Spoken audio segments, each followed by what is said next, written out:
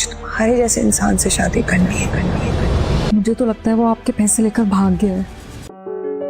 نرمین رتی برابر قدر دل کا معاملہ ہے، میں نے عمر بھر نہیں کرتی ہے تمہاری محبت کی، اپنی ذات سے آگے اسے کوئی دکھتا ہی نہیں۔ اتنے دنوں سے تمہارے میاں کا فون بند ہے، نرمین کو ہی چاہا ہے۔ کوئی ہوش کے ناخن لو بی بی، نہ کوئی عطا نہ پتہ نہ کوئی رابطہ۔ مائیوں گلرخ کافی عرصے سے اشاروں میں ہمایوں کو اپنی محبت کا احساس دلانے کی کوشش کر رہی تھی، مگر اب شاید اس کے صبر کا پیمانہ لبریز ہو چکا تھا۔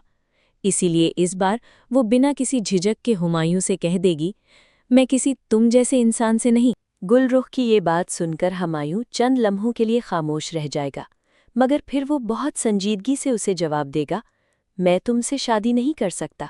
نرمین میری دعاؤں کا حاصل ہے اور میں اسے اپنی خوش نصیبی سمجھتا ہوں، چاہے وہ مجھے قبول کرے یا نہ کرے، لیکن میرے دل میں اس کی جگہ کوئی نہیں لے سکتا۔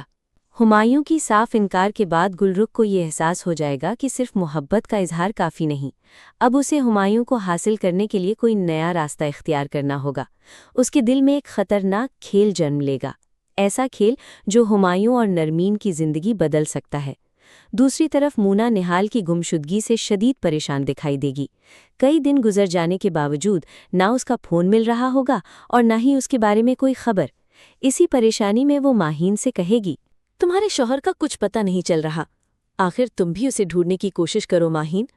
پہلے تو خاموش رہے گی، مگر جب نرمین آ کر مونا آنٹی کو یہ کہے گی، مجھے لگتا ہے نہال آپ کے پیسے لے کر کہیں بھاگ گیا ہے، تو یہ سنتے ہی مونا آنٹی کے چہرے کا رنگ اڑ جائے گا۔